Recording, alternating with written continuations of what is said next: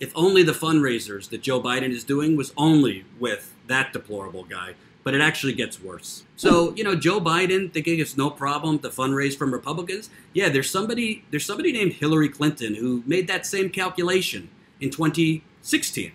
Hillary Clinton, if you remember, I'm going to court Jeb Bush's donors when Bush was out of the picture.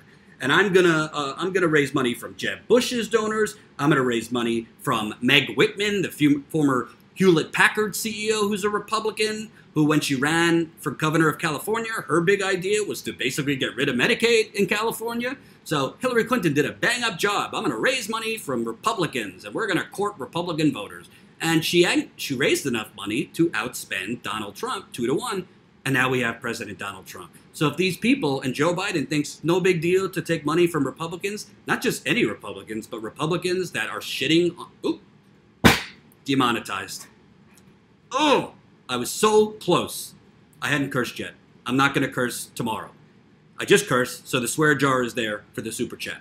But if Joe Biden thinks there's going to be no repercussions if he's fundraising with Republicans who crap on Congresswoman Alexandria Ocasio-Cortez, who give money to state Republican parties who are basically trying to rob restored voting rights for ex-felons, I beg to differ, Joe. Say it ain't so, Joe. I beg to differ. But let's get to the other part of the story, which to me is worse. Biden will soon embark on a West Coast Silicon Valley tour to cash in on a tech world that was fiercely loyal and generous financially to President Obama and Hillary Clinton. One Silicon Valley techie organizing fundraisers for Biden is Steve Westley, the founder of a tech investment firm, the Westley Group, and the former California state controller. Wesley made a failed run for California governor in 2006 and was toying with running for governor again in 2018 before deciding against it. In 2016, he was forced to apologize for his role in trying to sweep under the rug his Silicon Valley mogul business associates' brutal domestic abuse of his girlfriend. Steve Westley, who is now organizing a fundraiser that Joe Biden is going to attend, presumably in June, in Silicon Valley, Westley is on the board of digital advertising company Radium One, founded by Gurbaksh Shahal. I totally mispronounced his name. Founded by a guy named Gurbaksh Shahal, a digital startup mini legend in Silicon Valley. This guy sold a bunch of digital startups, became rich from a very young age. You know that story. Shahal was shown on video punching and kicking his girlfriend 117 times in 30 minutes, while also smothering her with a pillow for 20 seconds, according to the Daily Beast. The Daily Beast further reported, quote, she stated she was unable to breathe. San Francisco police officer An Najun testified at the preliminary hearing against Shahal, as reported in the San Francisco Chronicle. She stated that he said, "I'm going to kill you 4 times."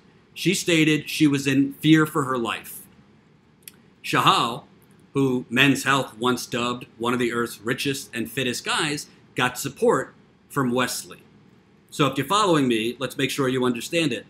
This guy, Shahal, who was a mini Silicon Valley, wizard and legend and all that business. Here you have a Silicon Valley, scum, basically, who's on video punching and kicking his girlfriend 117 times in a half hour. He's also on video putting a pillow over her face for 20 seconds. That's beyond domestic abuse. That's brutality that this man should be in jail and away from women, children, anybody. That kind of violence is unacceptable, illegal, heinous, and nobody should be attached to him, period. So the part of the story is that guy who did the domestic abusing, he started a digital advertising company that Steve Westley, who is the former California state controller, was on the board of. So you got the guy who punched and kicked this poor girl 117 times. His company Steve Wesley was on the board. Okay, so the Wall Street Journal reported in 2013 they found emails that Wesley, the guy organizing Silicon Valley fundraisers for Joe Biden, emailed Shahal, the guy who beat the girlfriend, and said he should ask former San Francisco Mayor Willie Brown to try and leverage his relationship with District Attorney George Gasson to, quote, back him off. So here you have Steve Wesley, who's organizing a fundraiser for Vice President Joe Biden, basically trying to help the guy that beat up his girlfriend get the district attorney to back off and make the charges go away. Emails further showed Wesley urged Shahai to, quote, do whatever it takes to shut down the case before the upcoming initial public offering for Radium 1. So basically, this guy Wesley, he didn't give a damn that the guy that founded the company that he's on the board of, he didn't particularly care that that guy had punched and kicked his girlfriend 117 times. God knows what for. There's no reason for that, ever. He didn't particularly care. What he cared about, we need to eliminate this problem before the company goes public, because it could cost us a lot of money. Girl gets hit 117 times in a half hour. Pillow over her face for 20 seconds. Why don't you reach out to Willie Brown, former San Francisco mayor, and ask him to go to the district attorney that he knows and get him to back off. Just everyday corruption in America. So apparently, Shahal, who beat up the girlfriend, took Wesley's advice. A later email penned from Shahal to Wesley titled Willie Brown said that Shahal approached Willie Brown and Brown wanted $1 million in the event Brown could make this go away. Wesley, who again is organizing a fundraiser for Biden coming up, said, wow, that's pricey, but probably worth it if he could make it happen. I suspect he will put out all the stops to get it done. To get it done. So this guy is basically telling and endorsing a domestic abuser, a brutal man, to pay off a former mayor to stop the district attorney from charging him so that the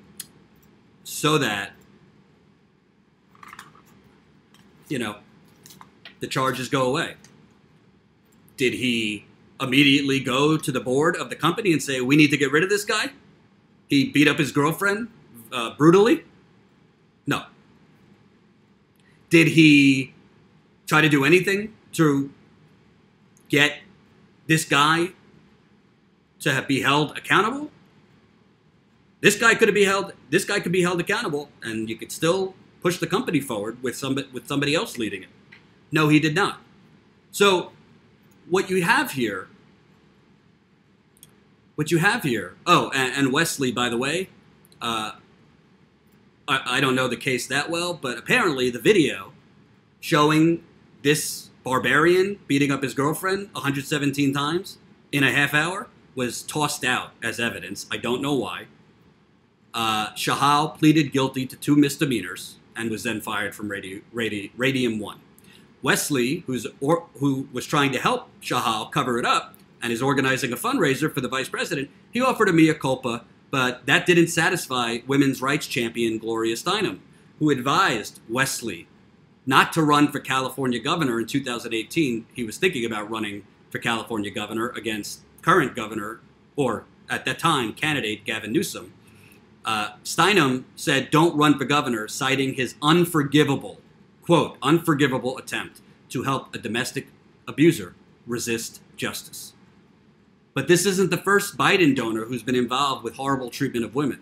As Status Coup previously reported, Biden hosted a Las Vegas fundraiser in early May with Greg Brower, a former federal prosecutor that was cited by the U.S. Equal Employment Opportunity Commission for misconduct over sexual discrimination and retaliation against a female prosecutor and subordinate to him in the U.S. Attorney's Office in Nevada. So we did a previous video on this. I think Jen did the video. Biden held a fundraiser in Las Vegas with a former U.S. prosecutor who was cited for misconduct for sexual discrimination and retaliation. So a female prosecutor made a complaint because of something this guy, Greg Brower, said that was sexually harassing her, and Brower retaliated against her, and he was filed for misconduct for sexual discrimination and retaliation. Biden went to Vegas and had a good time with him. You detecting a pattern? You detecting a pattern, anybody? Retweet the story, share the story. The corporate media is not going to pick up these kind of stories, so I need you. I need the coup de cavalry. I need the coup de cavalry, which you all are a part of, even the trolls, to spread our reporting and news gathering. Because this story was out there to be reported. This story was out there to be found. The problem is we have a corporate media that doesn't want to look because they want Joe Biden or Kamala Harris or one of these corporate stiffs with the fake slogans about for the people or unity to win or Trump to win. They'll take another 4 years of Trump and those ratings and the ongoing reality TV star. But they would prefer Trump or Biden or Kamala or a snail to Bernie Sanders. This is problematic, folks. And frankly, I didn't reach out to Joe Biden's campaign. No, I did reach out to Joe Biden's campaign. I didn't reach out to Bernie Sanders' campaign. But I don't know, why isn't Bernie Sanders saying stuff about the donors that he's taken money from? Yes, Bernie, run a positive campaign, focus on grassroots organizing, focusing on your volunteers, but you can't, Bernie, a couple weeks ago, he went up and spoke out against the Center for American Progress. Good on Bernie. Bernie has spoken out against Politico smearing him and other things like that. But Bernie's got to put down the spoon and go to a knife fight holding a knife. Figuratively, I'm not endorsing, stabbing anyone. Hope you enjoyed that last video. Hop on over to statuscoup.com where you can sign up for our email list and become a member for as low as $5 to $10 a month. Membership is how we grow. That's statuscoup.com/join. And remember, join our email list so we can grow the revolution with you.